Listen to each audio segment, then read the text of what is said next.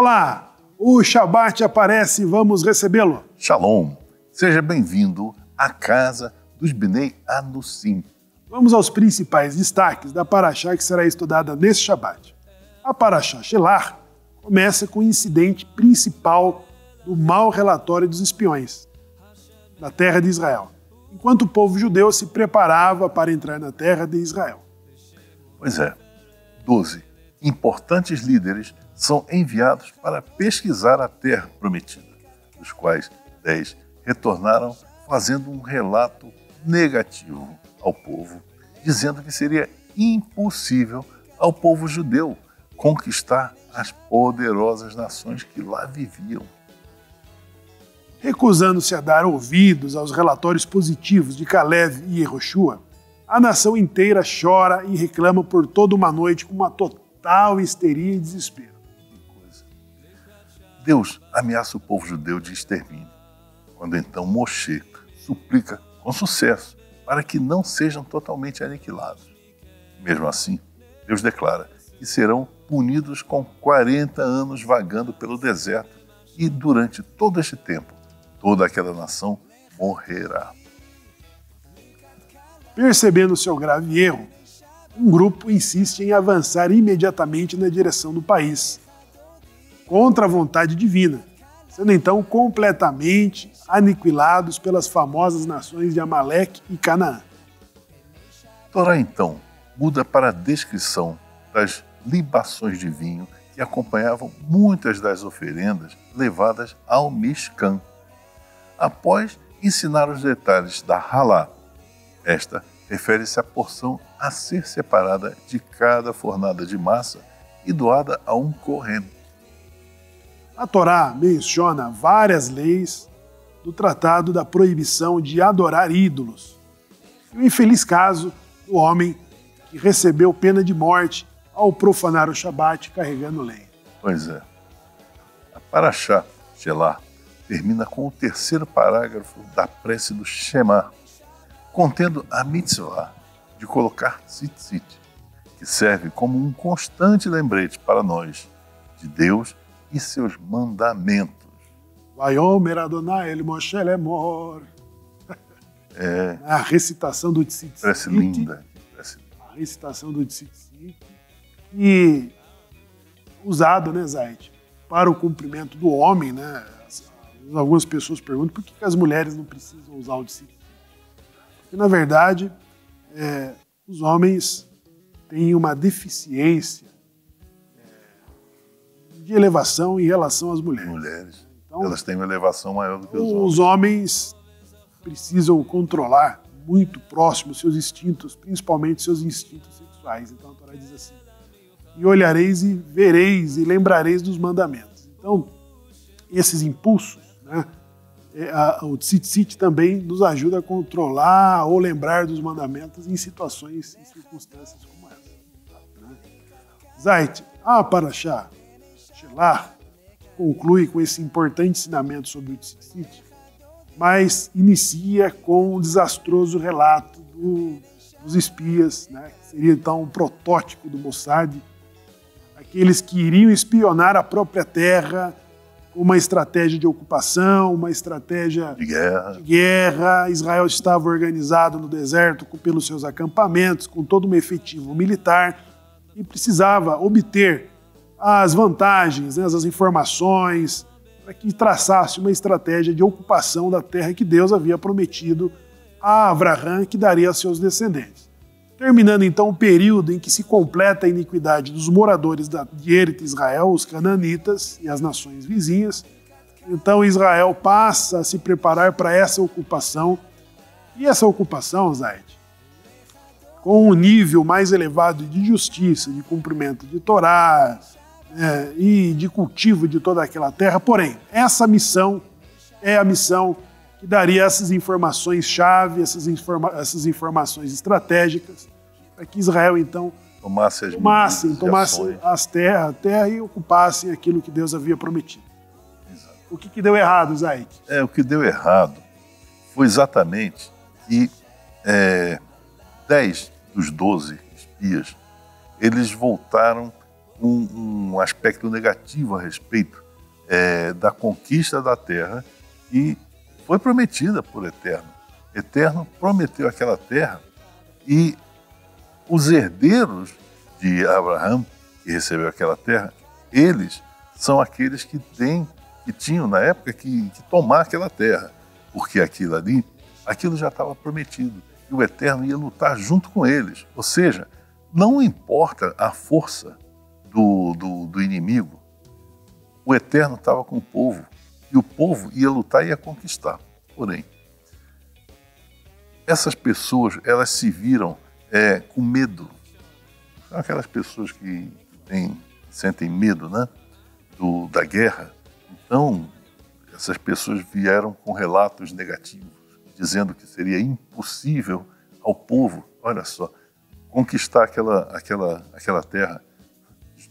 Com o Eterno do lado seria impossível. Isso é impossível de acontecer. Tudo que o Eterno está do lado é sucesso. Então, quando aconteceu isso, o Eterno se aborreceu de uma forma completa e quis aniquilar o povo, né? Moshe, que intercedeu junto ao Eterno, pediu para que isso não fosse feito. E o Eterno concedeu. O Eterno amava muito. Para cada momento de baixa, né, estima, de falta de estimativa, Israel acabava por afrontar a Deus e dizer, não, é melhor que estivéssemos no Egito, ou que nem estivéssemos saídos dali, né? Na última Parashá Birau na Terra, eles já lembraram do que comiam nos campos de concentração no Egito. Na escravidão. Na escravidão. Então, quem que tem saudade de uma quentinha, né, que você comia na prisão? Ninguém pode ser levado, né, a esse tipo de sentimento, e eles eram com facilidade levados a isso, e agora com o relato dos espias, que voltaram com o mau relato, com a má informação, conseguiram criar um pânico, uma histeria em toda a nação, a ponto de considerarem novamente não terem saído do Egito. Agora, Zait, já existe um mandamento, quando o sacerdote fazia a revisão do exército, aqueles que iriam para a conquista, eles faziam uma chamada diferente, né? Nós veremos isso ainda para frente nas parashutes, à frente, de que o sacerdote chamava aqueles que não inaugurou uma casa. Plantou uma vinha e não colheu. Está dispensado. Aquele que plantou uma vinha e não inaugurou, está dispensado. Aquele que casou, aquele que desposou uma noiva e não se casou, está liberado. Aquele que tem medo da guerra, que é covarde, saiam. Então, a Torá criou todo esse recurso para quê? Para que o covarde ele tivesse um objeto, uma justificativa de sair entre os que não inauguraram uma casa, os que não inaugurou a vinha, os que haviam desposado uma moça e não havia se casado. Porque o covarde no meio da tropa, no meio do batalhão, ele provoca um derretimento de coração, ele contagia umas pessoas com esse sentimento covarde, medo, de pânico, de histeria, né? Que foi o que conseguiu trazer os espias, não o Mossad, os espias da primeira remessa, os 10, de trazerem um mau relato, por difamarem a terra, por trazerem informações totalmente desnecessárias para toda a população.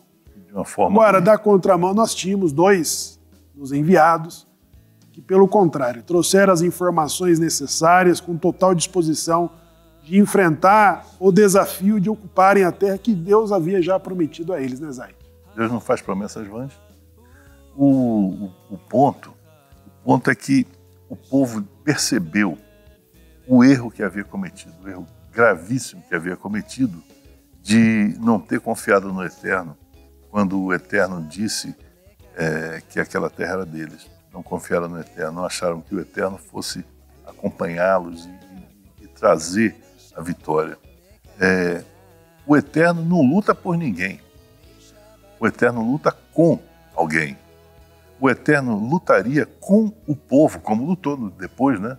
Depois dos 40 anos, lutou para conquistar aquela terra, né? Lutou junto ao povo. O povo foi lá, se esforçou e conseguiu. Por quê? Porque o Eterno estava junto, o Eterno estava apoiando. Então, depois desse incidente triste desses espias o Eterno ficou muito aborrecido com aquele povo e já determinou que eles seriam punidos por causa disso. Não ocupariam a terra. Não ocupariam por 40 anos. Toda aquela geração. Pelo número de dias que ali ficaram, né, que ali permaneceram. Exato. Então, por causa disso, aí um grupo falou, não, então vamos corrigir esse nosso erro. O decreto já estava dado. O Eterno já havia definido. Não eram merecedores. E não eram merecedores. Pronto. Então, o Eterno não lutou com aquelas pessoas e permitiu com que aquelas pessoas, por irem contra já uma determinação dele, irem à luta. Não podia dar outro resultado. O Eterno não estava com eles. Nós comentávamos na transmissão feita ao vivo, né? Na segunda-feira, né? Quando nós falávamos sobre a segunda aliada desta porção, que é exatamente quando eles voltavam com esses relatos, nós considerávamos sobre a criação do moderno Estado de Israel, criado pela Resolução de 1948, e que hoje, depois de 72 anos, está ali entre as principais potências na tecnologia, na economia, e é o único Estado, o único país no Oriente Médio que tem democracia. A única democracia, né, no Oriente Médio. Ou seja, Zait, quando nós olhamos para o que é hoje, no final de 72 anos, o Estado de Israel, nós voltamos um pouquinho atrás, antes mesmo da Resolução, quando em 1909 já havia ali 8% da população de judeus entre muçulmanos que ocupavam a então Palestina, nominada pelos romanos, né? 8% da população, e isso foi crescendo gradativamente até o Tratado de Balfour, quando então 13%, 20% da população, que são aqueles judeus que compravam as terras, lavouras, principalmente pomares de frutas, de laranja, por exemplo, e os judeus vinham da Europa, principalmente da Rússia, ali para desenvolver e criaram ali o primeiro kibbutz. Antes da Primeira Guerra Mundial já tínhamos o kibbutz em Israel, né? Ocupado por judeus que compartilhavam ali do seu serviço. Né? Zait, enfrentar uma construção dessa, construir um país em 72 anos é um desafio que está impregnado na alma judaica, né? Quando eles voltam com o relato de que a terra é terra que vomita, que expele os seus moradores, é porque eles perceberam, Zait, que também teriam ali uma grande atividade, um grande trabalho a começar do zero, né? Dentre as considerações do porquê que a terra expulsa os seus moradores, é a informação de que a terra sagrada de Eretz Israel não suporta a injustiça, né? O mau comportamento, as más práticas. Então ela acaba se livrando dos seus moradores com tais práticas. Agora, outra questão é de que perceberam tanto o quanto teriam que trabalhar para que tudo aquilo fosse feito, né? Uma terra que exige trabalho. Uma terra que exige trabalho, né? Não é igual quando você fala que o judeu tem 3 missões da vida, né? De plantar uma árvore, de escrever um livro e de ter filhos. Quais são as dificuldades entre essas 3 tarefas? Você plantar uma árvore aqui na região sul do país é você jogar uma semente e esquecer que aquilo ali vai virar uma árvore. Você cultivar uma árvore numa terra árida em Israel equivale a você educar um filho e criar um filho. Exato, ou a mesma dificuldade de você escrever um livro, porque você tem que regar, levar tempo, dedicar ali para que saia uma árvore daquilo ali. Não é o semiárido nordestino, semi-árido. Estamos falando de uma terra árida em Eretz Israel. Exato. Então, produzir naquele campo, produzir naquelas circunstâncias, para alguém que estava vindo de uma região irrigada pelo Nilo, onde as coisas aconteciam ali nas margens do rio, de graça, quase que pela natureza com pouco menos de esforço físico, aí estavam indo para uma terra em que consome os seus moradores, né? Tinham que trabalhar, tinham que construir. E a criação do Estado de Israel nos serve de exemplo, porque quando nós olhamos aqueles 8% da população judaica que vivia entre árabes num regime feudal, início do século XX. No início do século, então mostra o desafio de transformar um ambiente árido e um lugar fértil, né, de inspirar todas as pessoas que passam por ali. E olha o trabalho que isso dá. O trabalho que isso dá. Né? Bom, de outra forma, as pessoas, quando nós falamos de ano sim para ano sim, Zait, nós falamos com pessoas que estão voltando para o judaísmo, mas vindo do cristianismo, né? E quando então descobriram suas origens, eles falam assim, preciso voltar para o judaísmo, eu vou ser um judeu.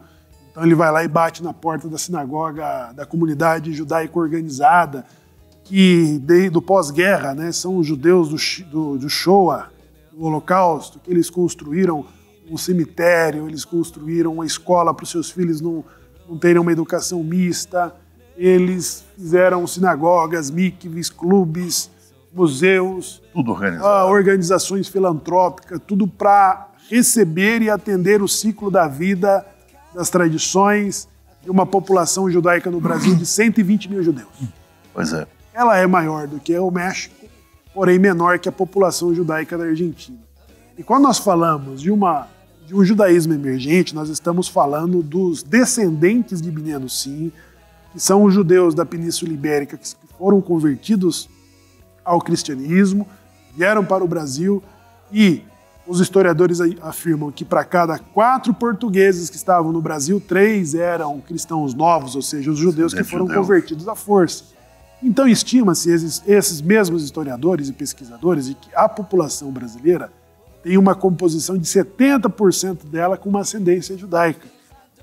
70% de uma população de 200 milhões, então logo a comunidade organizada vê de uma forma temerária abrir as portas, um precedente, se ela tivesse que receber 1% dessa população que decidisse voltar para o judaísmo, Zait, qual que era a população de 70% de 200 milhões? Daria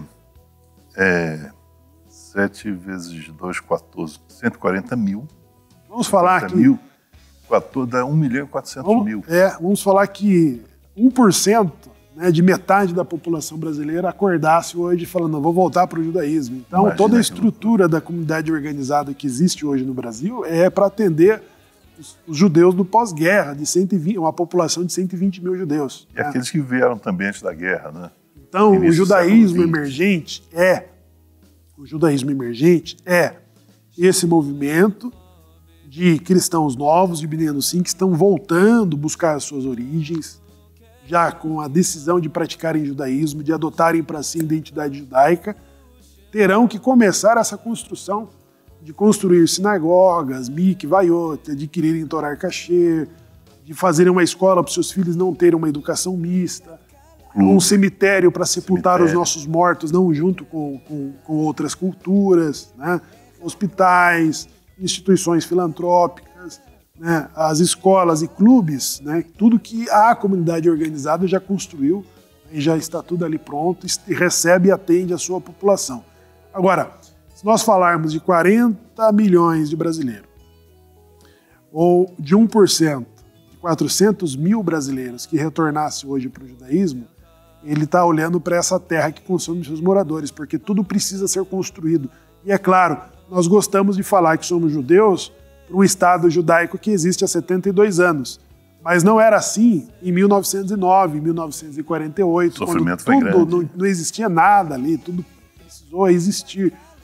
E essa força-tarefa, eu vi um documentário americano que falava, que mapeava os sobreviventes do Holocausto. Pessoas que perderam todos os familiares, que perderam todos os seus bens, né? E para os países onde foram, eles lá são empresários, têm empresas, têm funcionários, estão ocupando novamente patamares da alta sociedade nas suas economias. Aí os historiadores consideram, mas como pode isso? Né? Como que eles conseguem se refazer do nada, das cinzas, literalmente? Então, Zait, é isso. Os espias foram ver uma terra que precisava tudo ser feito, não tinha nada pronto. Quando você fala, vou fazer aliar para Israel, um Estado moderno que está entre as economias, maiores do mundo, está ali, enviou agora satélites, né? Com tecnologia de ponta, então você fala, quero fazer aliar, né? Quero fazer parte da IDF.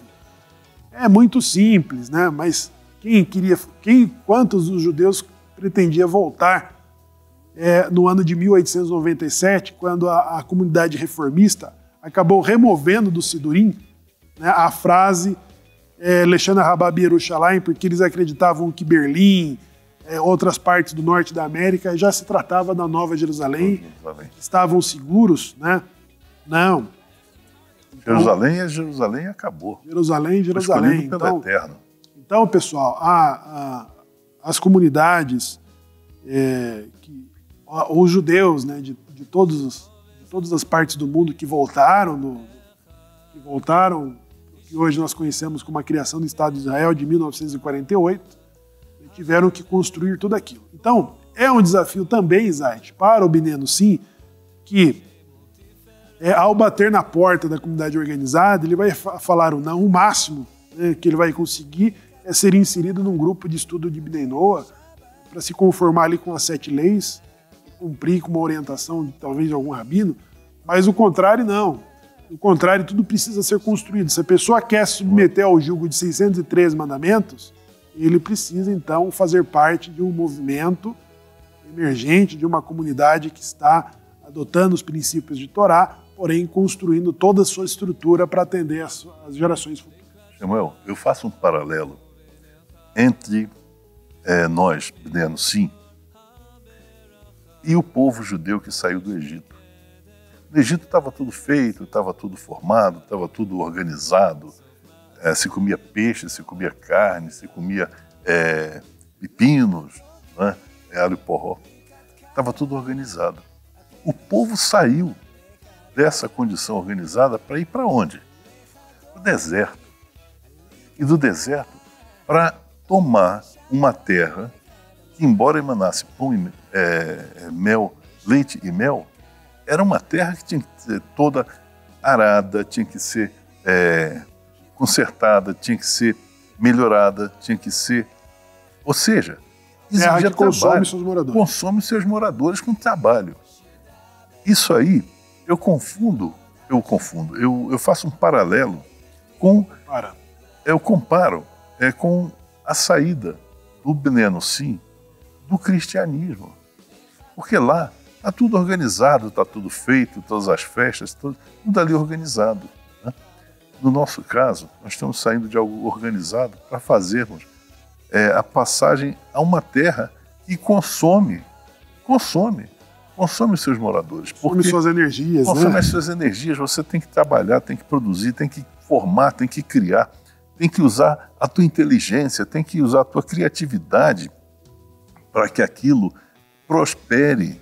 Essa inteligência, essa criatividade te foi dada pelo Eterno. Essa oportunidade de formar algo de suma importância que está no projeto do Eterno, isso aí é uma chance que você tem, que você recebe de formar esse grupo, de formar esse judaísmo, verdadeiro judaísmo, de Torá, de 613 mandamentos.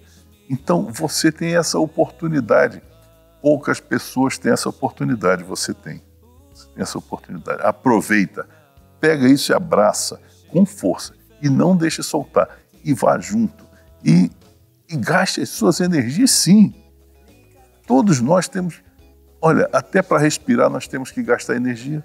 Então, por que nós não podemos gastar a nossa energia por alguma coisa nobre, por alguma coisa que realmente vai trazer a você, aos teus filhos, aos teus netos, aos teus descendentes, a oportunidade de Torá?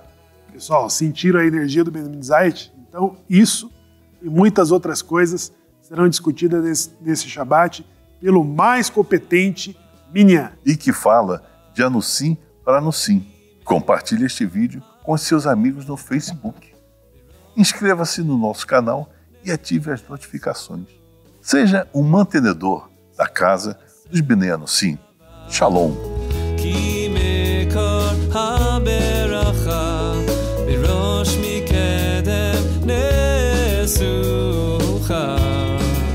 סוף מעשה במחשבה תחילה לך דודי לקראת קלה הפני שבת לקבלה לך דודי ליבת קלה, פני שבת מקבלה, פני שבת מקבלה.